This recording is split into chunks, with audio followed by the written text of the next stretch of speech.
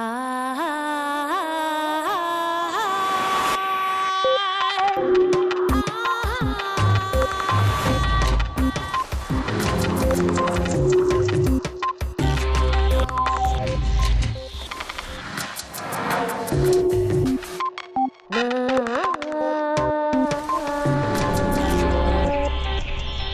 intuición es una fuente de conocimiento tan válida como la razón.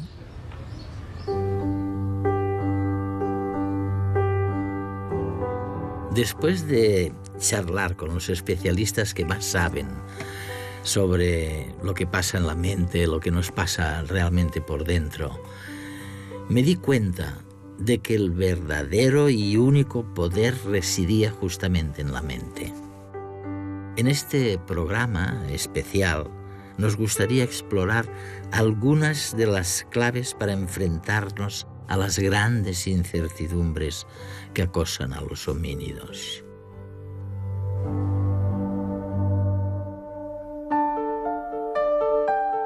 En los últimos años, una de las lecciones más importantes que nos deja la neurociencia es el valor fundamental del inconsciente.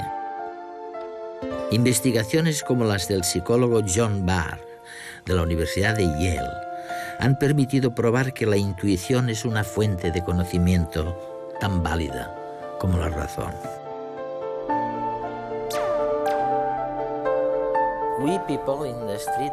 Nosotros, la gente de a pie, siempre habíamos pensado que el inconsciente era algo muy útil para las cosas pequeñas,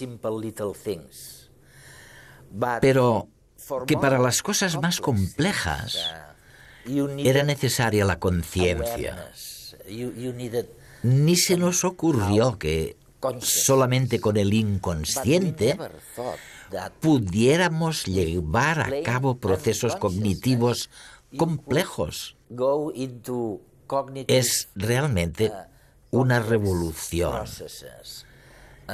Y no estoy seguro de que la gente de la calle sea realmente consciente de eso. No creo que lo hayan asumido todavía. Siempre ha imperado la noción de que la conciencia iba primero, de que todo arrancaba en la conciencia y de que las cosas se tenían que hacer con conciencia, deliberadamente.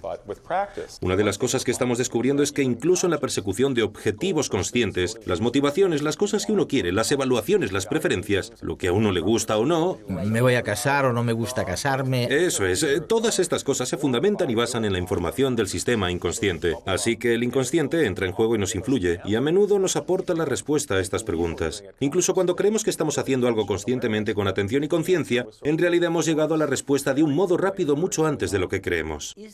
¿Es correcto pensar que el nuevo concepto de inconsciente tiene mucho más que ver con el afecto y el control de las cosas que el antiguo concepto de inconsciente? Es una nueva idea. Sí, mucho más. Antonio Damasio y otros científicos han destacado la importancia del afecto y de los sentimientos. Damasio fue realmente el primero en decir que los sentimientos son muy importantes a la hora de tomar una decisión o de elegir algo. Nos dan la respuesta correcta. Si sentimos que algo está bien o mal, lo haremos o no. Estos sentimientos vienen de algún lugar. Del inconsciente, de los sistemas que nos dicen si está bien hacer algo o no, como cuando tenemos corazonadas sobre lo que estamos a punto de hacer. Esa intuición, esa reacción visceral es producto de los antiguos mecanismos inconscientes. ¿Y qué hay de nuestro libre albedrío, entonces? La capacidad de obrar por reflexión y elección. La libertad de ser responsable de algo. Quedaría en entredicho esta idea, ¿no?, de la libertad. ¿Lo cuestionaría la libertad? Lo más importante de esta investigación son las implicaciones que tiene para el sistema legal, para la responsabilidad personal, para la moralidad. De hecho, se está generando mucho debate ahora mismo sobre todo este tema entre los expertos por Internet, en los blogs. ¿Qué repercusión tiene esto sobre la responsabilidad personal? Lo que fluía de aquella conversación rompía un buen número de tópicos y permitía comprender descubrimientos mucho más recientes e incontrovertibles, como el realizado por John Dylan Haynes, Resulta que las neuronas deciden 10 segundos antes de que lo hagan las personas observadas individualmente. Descubrimiento que sin duda cuestiona la solidez de un concepto muy antiguo como es el libre albedrío. Te contaré un experimento. ¿Sí? Realizamos un experimento con un escáner cerebral en el que las personas debían tomar decisiones muy sencillas. Podían decidir si pulsaban un botón a la izquierda u otro a la derecha. En este caso sientes que eres totalmente libre de elegir de hacer una cosa u otra. No hay nada que te obligue a elegir una opción o la otra. Registramos la actividad cerebral de las personas y descubrimos que podíamos predecir su decisión. Si iban a pulsar el botón de la izquierda o de la derecha 7 segundos antes de que lo hubieran tomado.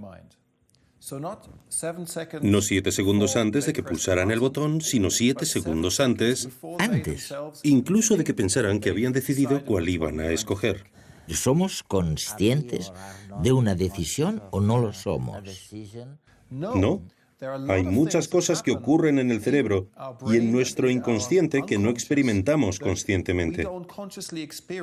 Se produce un gran procesamiento en segundo plano. El cerebro procesa previamente todas las opciones inconscientemente y al final, cuando te decides, es cuando interviene la mente consciente.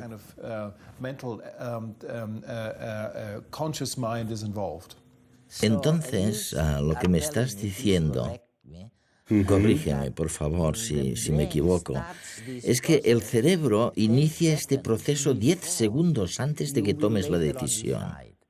Sí. Y lo segundo que me cuentas acerca del experimento es que un poco antes, quizás 7 o 5 segundos antes, el cerebro ha elegido qué botón pulsar, sí. qué botón pulsar. Así que, John, ¿podemos descartar el libre albedrío que interesa tanto a la gente? O como dices en algún otro sitio, esto se hace inverosímil el libre albedrío, ¿no? Creo que la ciencia a estas alturas no puede descartar el libre albedrío por completo. Aún existe la posibilidad de que el libre albedrío exista, pero lo hacemos muy inverosímil. Estamos empezando a descubrir el hecho increíble de que miles de millones de personas han vivido sin saber lo que les pasaba por dentro. Resulta evidente que solo los procesos automatizados como la respiración o la digestión se acercan a la perfección, sobre todo comparados con los procesos que percibimos como mucho más conscientes, como elegir el trabajo o fijarnos en el lugar de residencia.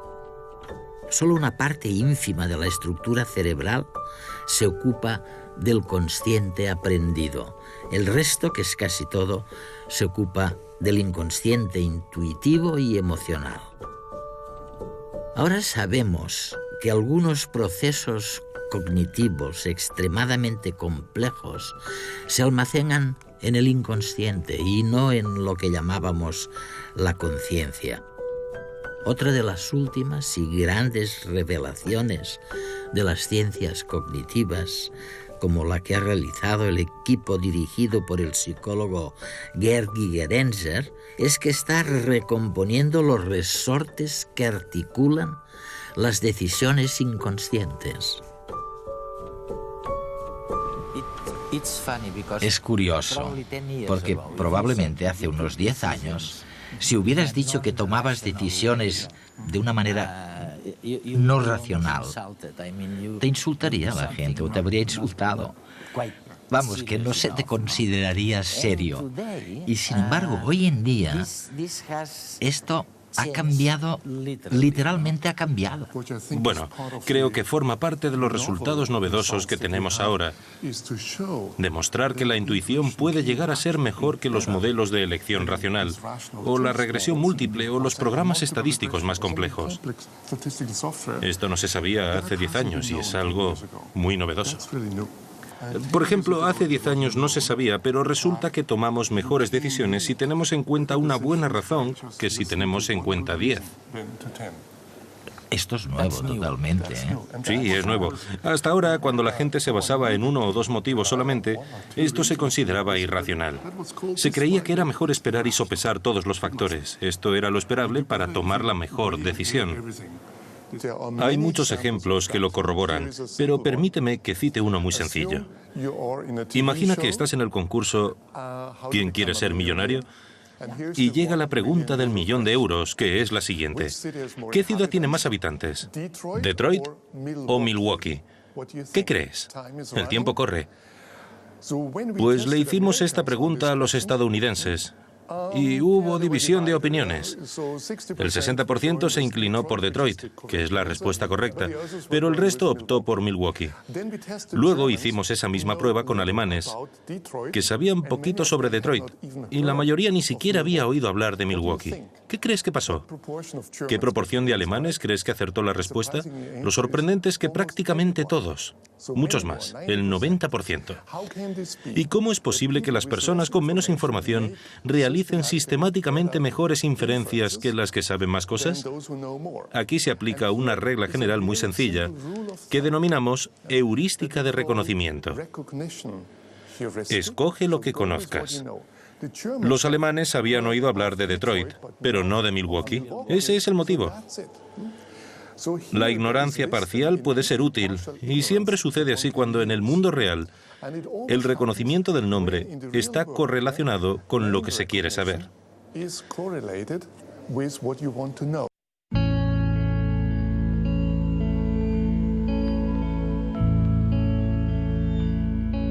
Finalmente, resulta que hemos podido zanjar el debate que ha existido durante décadas entre dos bandos, los que creían en la programación genética y cerebral y aquellos que creían en la experiencia individual. Esta lucha ha sido sustituida ahora por el descubrimiento de la plasticidad cerebral. El cerebro cambia continuamente con la experiencia, que deja huellas profundas y, por supuesto, los cambios ocurren a niveles diminutos en lo que llamamos sinapsis, donde las neuronas entran en contacto unas con otras. Nuestros estudios se centran en ver cómo se desarrolla el cerebro. Es una ciencia realmente nueva, de hecho, solo existe desde hace unos 5 o 10 años, desde que utilizamos tecnología como la neuroimagen, las resonancias magnéticas cerebrales, que nos permiten hacer un escáner del cerebro de una persona viva para ver cómo se desarrolla este a lo largo de la vida. Y estos estudios de investigación muestran claramente que el cerebro sigue desarrollándose durante décadas, y una etapa del desarrollo especialmente crucial es la adolescencia. ¿El nuevo concepto cuál es entonces? Es la plasticidad del cerebro, a diferencia de lo que se pensaba, de que con la edad las neuronas dejaban de crecer. Ahora resulta que no, que la edad no es un obstáculo y que seguimos aprendiendo y cambiando de distintas formas, pero durante toda la vida. Aprendemos durante toda la vida. Sí, es cierto. El desarrollo, los cambios en el número de conexiones celulares y también en la velocidad con la que las células se pueden comunicar.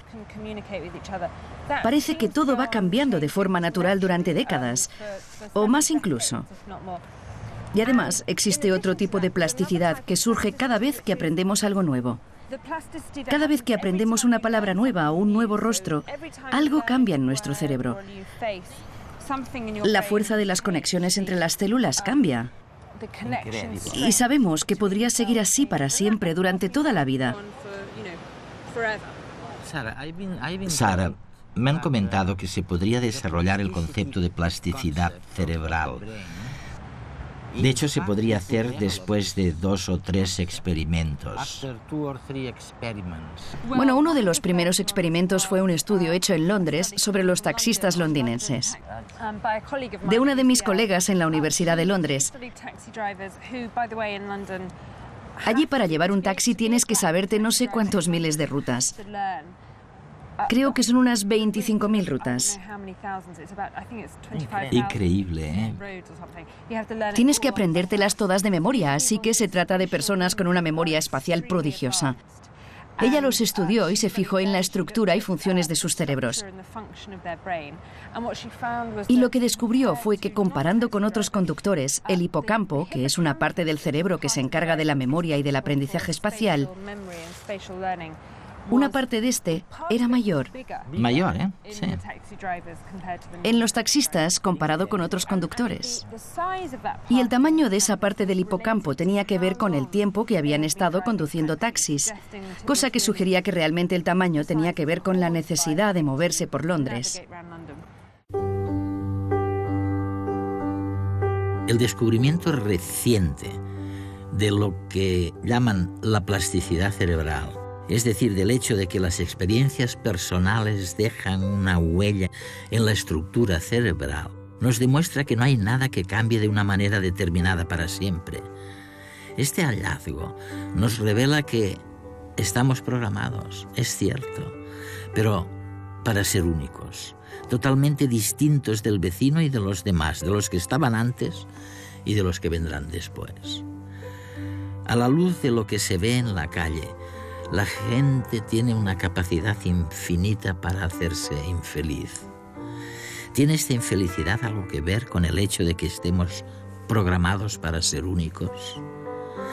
Resulta que, al no estar determinados necesariamente ni por los genes ni por los conocimientos adquiridos, somos más libres que el resto de los animales.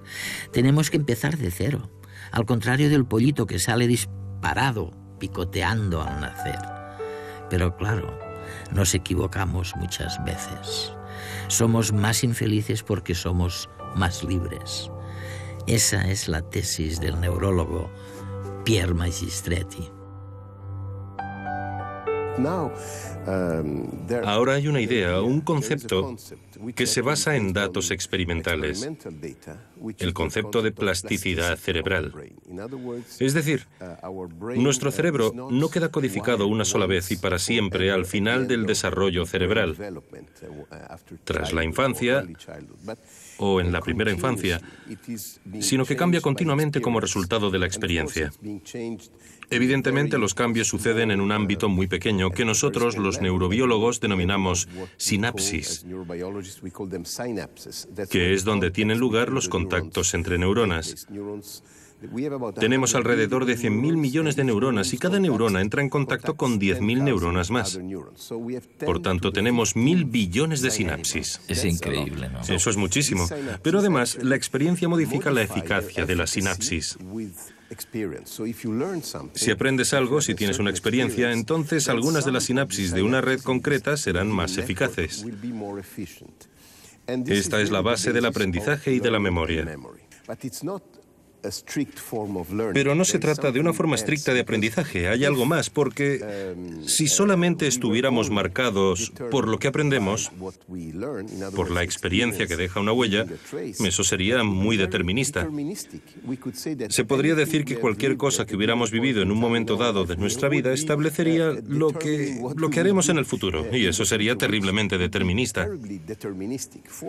Afortunadamente creemos que no es así. La idea es que algunas de las huellas que ha dejado la experiencia pueden reasociarse y crear nuevas redes, nuevas huellas, que de hecho están ahí, a escala sináptica, en los circuitos neuronales. Pero estas huellas no tienen una relación directa con la experiencia original. Es como si mezcláramos un poco las cartas. Son distintas y eso es lo que te lleva a decir que estamos programados para ser únicos. Exacto, ¿verdad? programados para ser únicos o determinados para no estar determinados. Porque introducimos la noción de la reasociación de huellas que añade cierto grado de libertad en nuestra conducta. Si no fuera así, seríamos como robots. Todo vendría predeterminado y no cabría posibilidad alguna de que surgiera la individualidad, lo que nos hace únicos, la singularidad. Los humanos, al nacer, no pueden hacer nada. Solo hay que mirar a un bebé. No puede sobrevivir. Así que, como humanos, no nacemos con un sólido conjunto de instrucciones. Tenemos que aprenderlas y las aprendemos a través de los mecanismos de la plasticidad. Esto es fantástico, porque deja espacio para mucha libertad. Pero también hay algunos inconvenientes. Podemos cometer errores. Eso es. Sí, errores a la hora de interpretar nuestras instrucciones. Y por eso, probablemente, el precio de la libertad es quizá cierta infelicidad.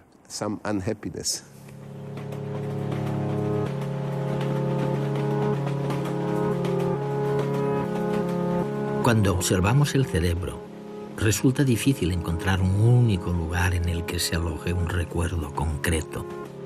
Al rememorar el pasado, los pedacitos de información vuelven a unirse desde las diferentes partes del cerebro y eso es lo que da lugar a lo que experimentamos como recuerdos. Todo, o casi todo, parte de ese mecanismo preciso. Sobre la base de estas piezas sueltas, reconstruimos el pasado y con ello diseñamos el andamio necesario para poder anticipar el futuro. Hemos descubierto que imaginar el porvenir y evocar el pasado requiere los mismos entramados neurales. Recordar e imaginar son cosas muy parecidas y tanto si miramos adelante como atrás, somos memoria del pasado. La memoria no es un registro fiel de la experiencia vivida. El cerebro crea, completa, inventa para dar coherencia al pasado y para interpretar qué nos depara el futuro. Y lo que nos sugiere el profesor de psicología Daniel Schachter es que si la memoria nos falla y nos juega malas pasadas, es para unificar mejor nuestro yo presente con el del pasado y el del futuro. Son alucinantes las conclusiones que señalan la activación simultánea de áreas cerebrales idénticas para recordar y para imaginar.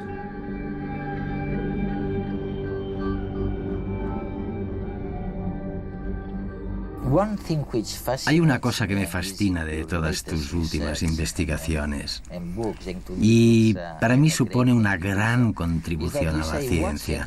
Es cuando dices que existe una especie de conexión íntima entre recordar el pasado e imaginar el futuro. Esta es ahora la novedad que nos llama la atención a los que trabajamos en este campo. Intentamos entender cómo utilizamos la memoria para imaginar el futuro, lo que haremos en nuestra vida. Hasta el momento solíamos pensar en la memoria como algo exclusivamente relacionado con el pasado, pero ahora, teniendo en cuenta nuestra investigación más reciente, cada vez nos interesa más el papel de la memoria como algo que nos permite pensar en el futuro, y esto es algo que estudiaremos mucho más en lo sucesivo. Algo que también es importante de lo que dices. Me refiero, cuando hablamos del olvido, ¿no?, a lo importante que es olvidar. Es decir, que es necesario olvidar algunas cosas para poder seguir adelante en la vida. Tienes que olvidar algo. Exacto.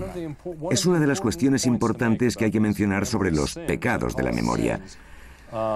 Y los llamo pecados porque solemos percibirlos negativamente. Pero también tienen una parte positiva, adaptativa, como acabas de decir. No sería deseable tener un sistema de memoria que mantuviera absolutamente todos los fragmentos de información trivial. Tenemos que olvidar ciertas cosas para hacer espacio a las cosas importantes.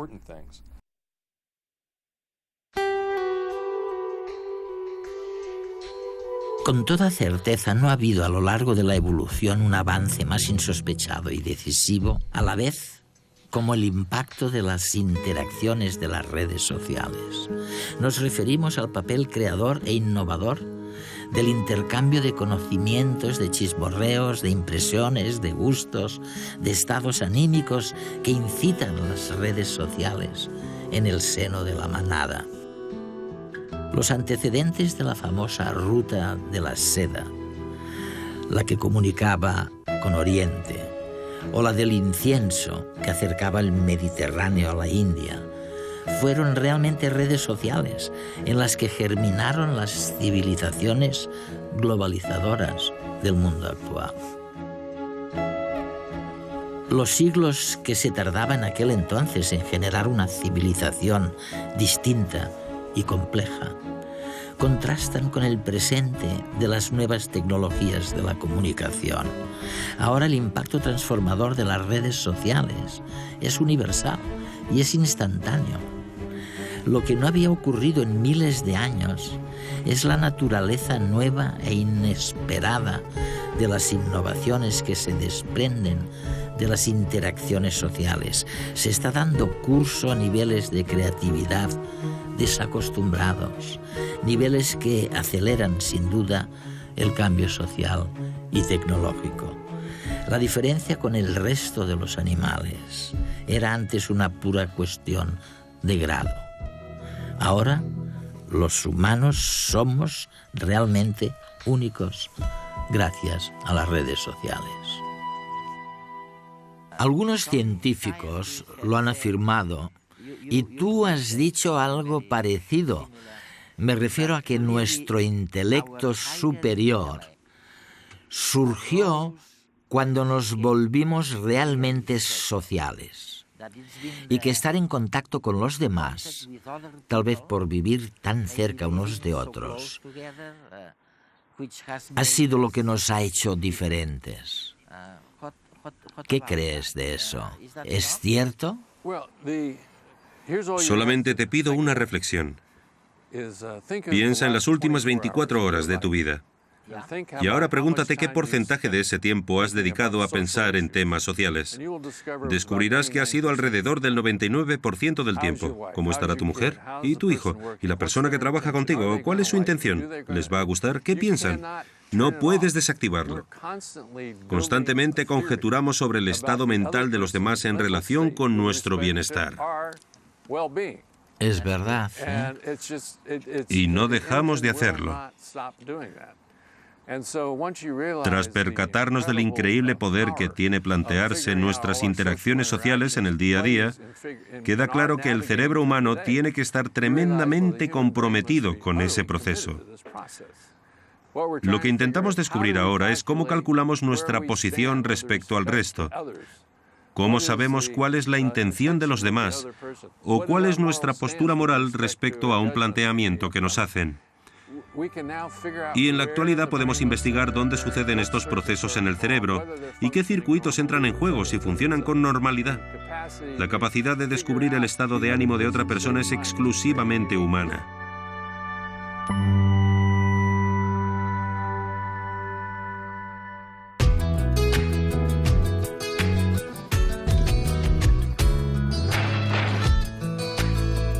¿Crees que para desarrollar mejor nuestro potencial tendríamos que tener una educación orientada hacia la creatividad y desarrollo emocional?